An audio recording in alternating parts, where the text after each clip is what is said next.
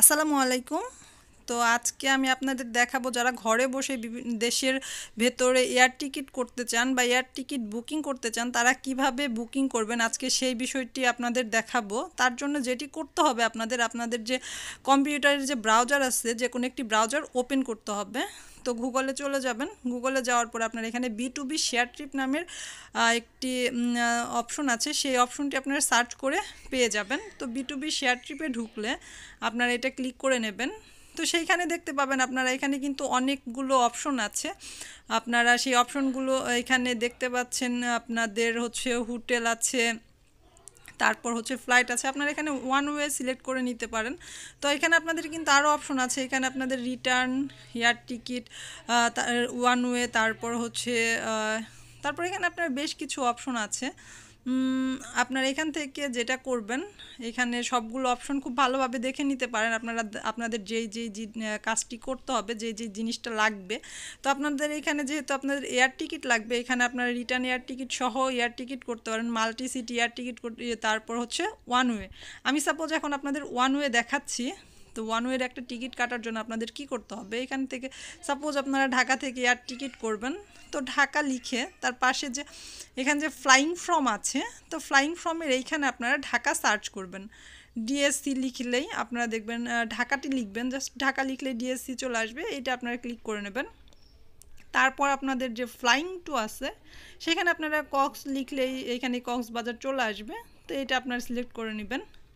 এরপরে আছে fly date, আপনারা কোন ডেটে ফ্লাই করতে চাচ্ছেন সেই অপশনটি এখানে আপনারা সিলেক্ট করে দেবেন। সাপোজ আমি 9 তারিখের জন্য, 9 জানুয়ারির জন্য আপনার টিকিটটি নিতে চাচ্ছি। তো আমি 9 জানুয়ারি সিলেক্ট করে নিলাম।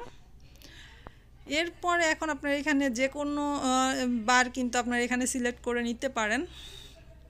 তো এখানে আপনাদের যেই সময়টার জন্য আপনাদের টিকিট দরকার, যে তারিখের জন্য আপনাদের টিকিট দরকার, আপনারা কিন্তু সেই তারিখটি, সরি আমার এখানে ওয়ান ওয়ে টিকিট কাটার কথা, তো এটা মাল্টি সিটিতে চলে গেছে। তো এখানে আমি এখন আপনাদের দেখাচ্ছি যে এই যে পাশেই যে ইকোনমি ওয়ান পার্সন, এখানে আপনাদের কয়টা টিকিট লাগবে সেটা ডিপেন্ড করবে। এখানে অ্যাডাল্ট আছে, চাইল্ড আছে, ইনফ্রন্ট আছে। আপনার এখানে অ্যাডাল্ট যদি থাকে, তো আমার এখানে একজন অ্যাডাল্টের টিকিট কাটবো, সেই জন্য আমি অ্যাডাল্টে ওয়ান সিলেক্ট করে নিলাম। এখানে আপনাদের চাইল্ড থাকলে আপনারা চাইল্ডই দিবেন, আপনাদের ইনফ্রন্ট যদি কোনো কিছু থাকে তো আপনারা সেখানে এটা 3টা অপশনই আছে, এখানে আপনারা এটা সিলেক্ট করে নেবেন। এরপর ইকোনমি অপশনে আপনারা এখানে কোন ধরনের ফ্লাইটের সিট চাচ্ছেন, আপনারা কোন ক্লাসের সিট চাচ্ছেন সেটাও সিলেক্ট করে নেবেন। আমি ইকোনমি সিলেক্ট করে নিলাম। এরপর জাস্ট কি করতে হবে আপনাদের, এখানে যেহেতু আপনারা সব ধরনের টিকিট করতে পারেন, তারপর সার্চ ফ্লাইটে চলে যাবেন। তো সার্চ ফ্লাইটে যাওয়ার পরে আপনারা সার্চ ফ্লাইট করবেন। একটু নেট প্রবলেম হচ্ছে, এর জন্য সময় লাগছে, একটু ওয়েট করুন প্লিজ। নেট এই তো চলে এসেছে। তো এখানে দেখা যাচ্ছে হচ্ছে ইউএস বাংলার একটি ফ্লাইট আছে, এখানে 3184 টাকা দেখাচ্ছে। তো এখানে কিন্তু 7টা 30 মিনিটে একটি ফ্লাইট আছে, 10টার সময় একটি ফ্লাইট আছে, 12টায় একটি ফ্লাইট আছে, যেগুলো ঢাকা থেকে ইউএস বাংলার ছেড়ে যাচ্ছে 9 তারিখে।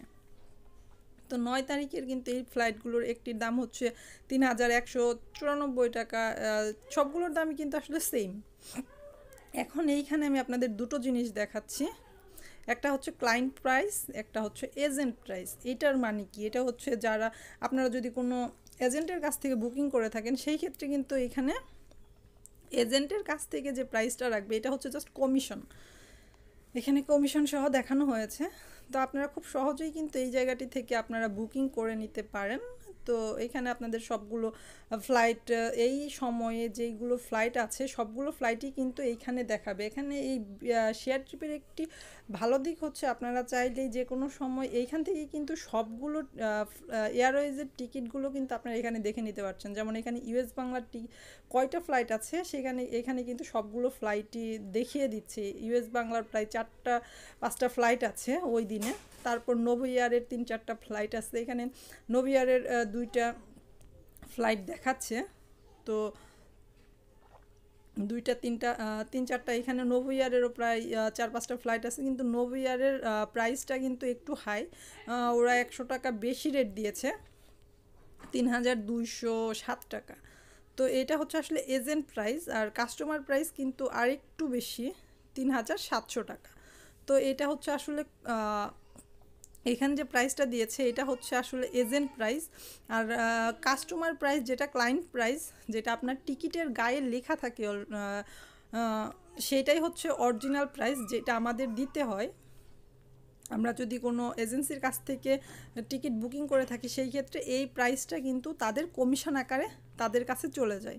এটাই হচ্ছে তাদের আসলে এটা এয়ারলাইন্স থেকেই তাদের এই কমিশনটা দেয়। অনেক সময় কোনো এয়ারলাইন্সের সাথে, সরি, আপনাদের যদি কোনো ক্লায়েন্টের সাথে ভালো সম্পর্ক থাকে, কোনো এজেন্সির সাথে ভালো সম্পর্ক থাকে, সেই ক্ষেত্রে কিন্তু তারা এই কমিশনটা ছাড় দিয়ে দিলে আপনারা খুব কম টাকায়, যেটা হচ্ছে শুধু ওদের প্রাইস, সেই প্রাইসটাই কিন্তু আপনারা চলে যেতে পারেন আপনার গন্তব্যে। তো আজকের ভিডিও এই পর্যন্ত।